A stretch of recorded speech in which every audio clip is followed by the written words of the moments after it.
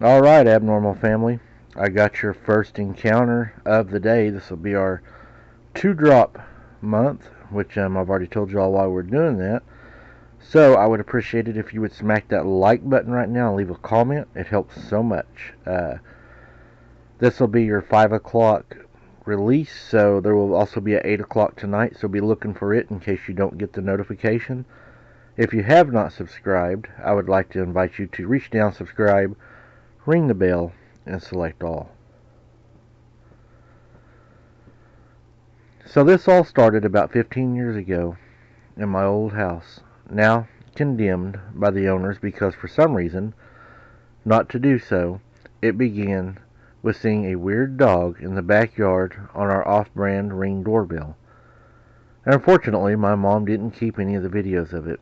This escalated to odd noises from the bamboo that I'll be referring to as the words of the brush. It was a very strange sound that no animal, to my knowledge, could make. I know the animals in my state. I am a hunter. Though I am 15, I use a Daisy Powerline 880 for small game. And guys, just to clarify at the beginning of the story where he says it all started about 15 years ago, he meant to say it all started whenever I was 15 years old. So just to clarify, because I know some people will correct me. I am a hunter, though I am 15. I use a Daisy Powerline 880 for small game. On another occasion, we heard the noise as again, and me and my little brother would carry BB guns at night when walking out to do the dog duties. Finnegan, usually he's a violent but loyal dog. He's some breed, I don't know, he looks more like a goat, and usually he rushes toward anything that is living. But this was different. He wanted to go back inside, so we did.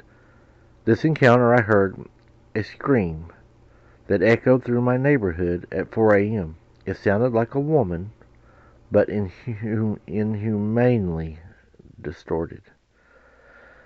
This other encounter, I have PTSD and have to see a counselor now for. So I tense up and I freeze in horror when I hear something similar to it. We were walking the dogs. Now we had a German Shepherd puppy who was overly confident and barked a ton. Anyways, we were going outside and I had to unload my rifle. Now the bolt on my BB gun was magnetic and it required something else to remove the BB. My nails were too short, so I shouldered the rifle, aimed and fired it into the brush. A violent shriek erupts. Something from the depths of hell, it sounded like. I ran to my mom's room and grabbed her pistol, a Beretta PX4 Storm subcompact and .40 caliber. And only a week prior I installed a laser on it with her. I slammed it to the nearest mag and racked a slide, checking the chamber to see if I picked up a round or not. I called my mom and she was on a date. She didn't really believe us and laughed a bit, so I hung up and took matters into my own hands. I grabbed the sage we had and I lit it. In one hand I had the Beretta, in the other hand I had sage, much like a new police officer holds his flashlight. I rounded the corner to the large sliding glass door to see almost pitch-black darkness and something walking back toward the brush. While writing this, I wound up having a flashback to it. It runs through my mind I have never felt any more terror than I did that night. I couldn't breathe for the duration of the flashback. I remember it all so vividly. The feel of the Beretta's grip in my hand, the burning smell of sage, the scream. It's really all too vivid to me. My mom came home, but before that I removed the magazine, emptied the chamber, and returned it to the safety and cleaned the fingerprints off the shiny metal magazine just to put back on the bedstand. My mom returned to see me and my brother hiding in the corner with our BB guns. We had our knives and our BB guns. Later down the line we were evicted and we had to move our stuff anyway. I'm walking the dog, especially our dog Dolly, the German Shepherd, and while I'm rounding the corner I heard something call my name from the brush. It was distorted like it came from a terrible radio or something. I damn near had a heart attack. I probably would have been the youngest guy to die from that. Anyway, we went and stayed in the country. We were homeless and stayed with my mom's cousin. I packed our BB guns and we decided to go hunting. We walked a few meters, and whenever we went, everything got dead silent. The only thing I could hear was my ears ringing. We sneaked way back behind the cabin, and we knew we shouldn't have. I say, we was on the final night before we moved into our new house. I looked out the cabin window to see that thing with its black body turned toward me, and the smell stream of the moonlight. To show brown and black fur, it was standing like it was human. But far from it. I should mention I am not religious and partially native. But that night I got down on my knees and I prayed to every single God I knew. I woke in the morning and our mom commanding us to get packed up, that we were going into town. Another thing I should add is that we live in a town with several paranormal encounters. My friends have seen a few skinwalkers, even though the Wendigo specifically one time. There's a lot of natives that live in our town, and a lot of practices go on from the old days. The shamans still dance, they still practice medicine, and probably magic. It takes a moment for us to start exploring this house. By now it's 2024, and we moved in. On every time we move in, it seems like it's always January. That Christmas, I got night vision goggles and an airsoft AK-12. And my mom bought her first rifle in February. It's a .350 Legend, Savage Axis 2. Anyways, me and my brother go to the golf course that's at our apartment complex. Though it isn't long until we see odd footprints in the mud. It was both wolf or some dog and a deer combined. We booked it out of there and we talked about it for days on end. Now flashback to only 3 weeks ago, me and my little brother take a night hop. Basically, it's a night walk. In our gear, we go to the golf course with my NVGs, and I guess what footprints from what that thing would travel near and far. Small artificial pond on the air turned warm. We suddenly noticed we did not feel alone. We felt like something was watching us. As we was on the golf course, we hear this scream. And it was a scream like no other, like we'd never heard.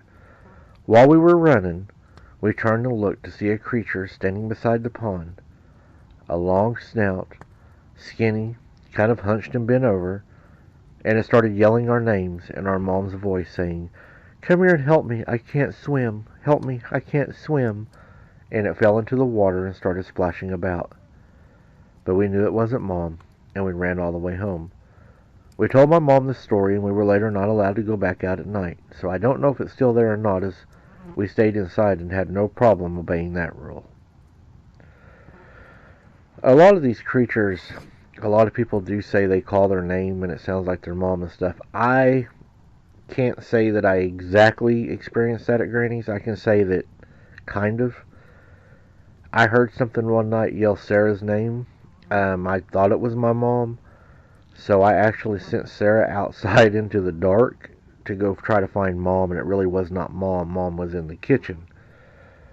My little cousin, I won't use her real name, but we'll call her Jennifer. She was playing outside, and she had an arm reach out of the tall grass out of the field, and it was saying her name, Jennifer, Jennifer, and it was making the motion with its finger for her to come here.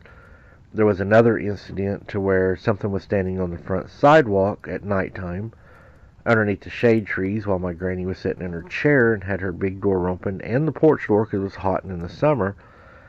It made the same motion at her, calling her name over and over and over.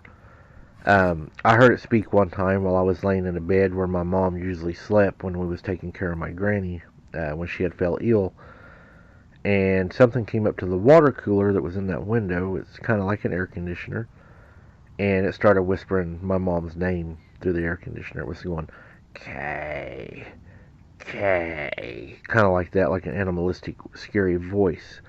So I have heard him speak, but I've never heard him say a sentence. It's always been one word. So if y'all have experienced anything like that, let me know. And I'd love to hear your encounter, especially if you've heard one speak more than one word. That would be very interesting to me.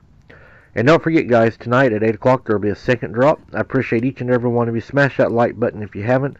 Subscribe. If you're not a member, become part of the family.